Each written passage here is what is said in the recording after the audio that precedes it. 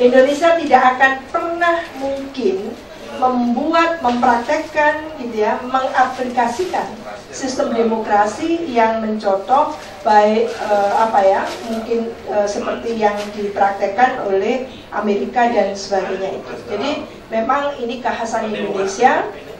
Kalau kita bicara demokrasi, politik itu semuanya juga akan merujuk pada lokal. Jadi ketika kita merujuk pada lokal, kita juga harus menginjak bumi pertiwi ini. Seperti apa kondisi daerah-daerah 497 kabupaten kota, seperti apa 33 provinsi itu, mau kita bawa kemana?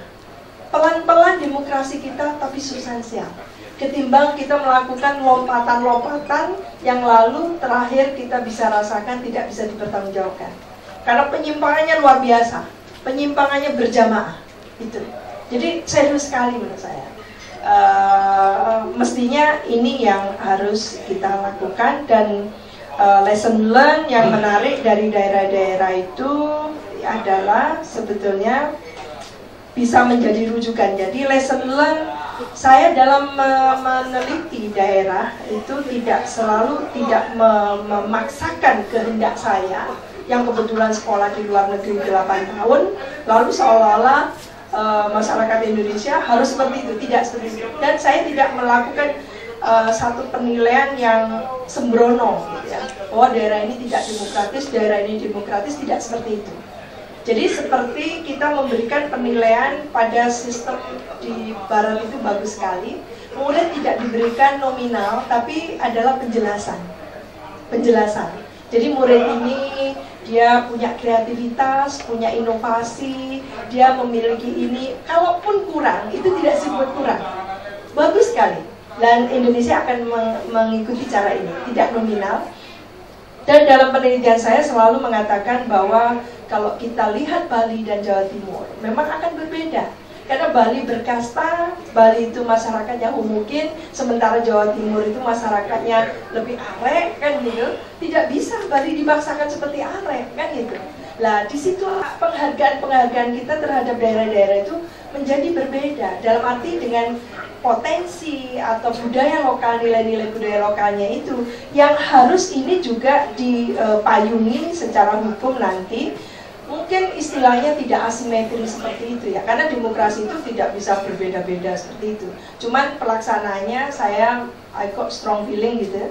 Mungkin untuk demokrasi cara partisipatoris kita perlu waktu dulu, karena baik kematangan elit dan kematangan masyarakat itu perlu gitu ya, perlu dimatangkan dengan cara-cara yang lebih yang lebih bisa dipertanggungjawabkan, ketimbang kita seolah-olah Indonesia luar biasa melakukan lompatan besar yang fundamental, yaitu demokrasi partisipatoris. Apa yang terjadi? Meledos di sana gitu, kebakaran di Palupu gitu kan. Jadi menurut saya itu yang mencoreng kita juga. Dan saya setuju untuk usulan menata ulang pilkada ini yang sedang dibahas. Saya sangat yakin bahwa Komisi 2 mempertimbangkan dengan seksama kejadian belakangan ini yang sebetulnya mungkin blessing in disguise ya.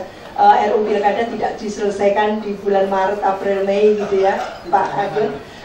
Dan oleh karena itu memang ke depan memang ini yang harus diselesaikan, dan menurut saya harus menjadi satu perbaikan yang betul-betul nantinya tidak menimbulkan kontroversi dan bahkan tidak menimbulkan satu judicial review gitu. Kalau teman-teman wartawan, LSM, semua intelektual, lalu ini gayung bersambut, kita sama gitu ya, punya keprihatinan yang sama. Kita tidak boleh membeda-bedakan seolah-olah keprihatinan itu hanya milik kita karena kita tidak menduduki jabatan, tidak seperti itu. Tapi kita punya keprihatinan yang sama. Kalau sudah seperti itu tidak perlu judicial review, mestinya seperti itu. Jadi ada komitmen bersama kita untuk mengakomodasi semua aspirasi ini, keprihatinan ini, untuk di legal framework-kan dalam satu pasal undang-undang yang tidak lagi membolehkan kesewenang-wenangan dari daerah seperti Pak Burhan tadi, siapa duduk di mana seenak udelnya gitu kan. Nah ini yang harus dihentikan. Mungkin itu Mas Andri kayaknya nanti jawabannya saya nggak bisa jawab lagi. Mungkin Pak Agun. Makasih. Assalamualaikum warahmatullahi wabarakatuh. Saya mohon izin mau pergi duluan kalau gitu. Tapi izin Pak Agun. satu pertanyaanmu itu sengaja atau bukan disebut trias koruptikan? Ada kaosnya. Supaya nggak terlalu serius gitu gitu. ya. Ini salah satu trias koruptika, DPR, Istana, sama pengadilan. Terima kasih. Ibu-ibu mau jalan sekarang? Ibu Siti mau langsung coba. Ya, terima kasih banyak Ibu udah datang ke sini. Mari kita beri suara hati.